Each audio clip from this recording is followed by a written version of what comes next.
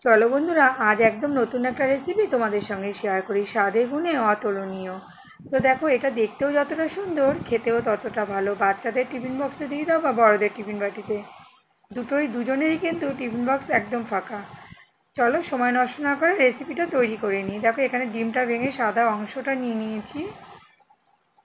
এখানে পেঁয়াজ কুচি, লঙ্কা কুচি, টমেটো কুচি আর ক্যাপসিকাম, আর ডিমের কুসুমটা কিন্তু আমি তুলে নিয়েছি, ওটা আলাদাভাবে দেবো। দেখো, এদিকে একটা ফ্রাই প্যান বসিয়ে দিয়েছি। ফ্রাই প্যানটা কিন্তু একদম গরম হয়ে গেছে। একদম অল্প করে তেল দিয়ে কিন্তু গ্যাসটা বন্ধ করে দিয়েছি ফ্রাই প্যানটা গরম হওয়ার পরে। তারপর দেখো, ডিমের সাদা অংশটা আমি দিয়ে দিলাম। এটা কিন্তু অবশ্যই নুন দেওয়া ছিল। ডিমের সাদা অংশটা নুন দিয়ে ফাটিয়ে নিয়েছিলাম।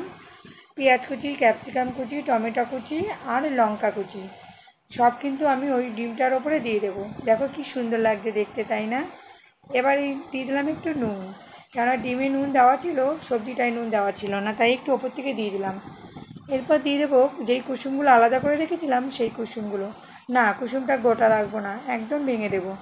তবে সবজিটাকে পুরো ঢেকে দেওয়ার জন্য কুসুমটাকে আমি ওরকমভাবে রেখেছি, দেখতেও সুন্দর লাগবে আর খেতেও ভালো লাগবে। তো দেখো, রেসিপিটা যদি ভালো লাগে অবশ্যই লাইক কমেন্ট করে পাশে থাকবে। আর এটা দেখো, আমি 1 থেকে 1.5 মিনিটের মধ্যে কিন্তু হয়ে যাবে। গ্যাসটা একদম লো ফ্লেমে রাখা। কতটা ফুলেছে দেখো। এইভাবেও কিন্তু তোমরা কেটে নিতে পারো, আর না উল্টালেও হবে। তবে আমি একটু উল্টে দেব, কিন্তু এটাকে ভাজবো না। আর কি সুন্দর লাগছে দেখতে, তাই না? তো আমি একটু এটাকে উল্টে দেব, উল্টে দিয়েই কিন্তু গ্যাসটাকে বন্ধ করে দেব। একদম পিৎজা পিৎজা দেখতে হয়েছে। বাচ্চাদের কিন্তু টিফিন বক্সে যদি এরকমভাবে বানিয়ে দেওয়া যায়, ওরা কিন্তু খুব আনন্দ করে খেয়ে নেবে, তাই না? এবার দেখো, আমি এটাকে তুলে একটু কেটে নেব। আমার কিন্তু নতুন একটা দারুণ রেসিপি কমপ্লিট। এবার শুধু কেটে প্লেটে সার্ভ করে নেওয়ার পালা।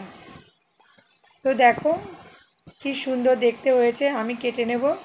আমার রেসিপিটা একদম কমপ্লিট। যদি ভালো লাগে অবশ্যই পাশে থেকো। ধন্যবাদ।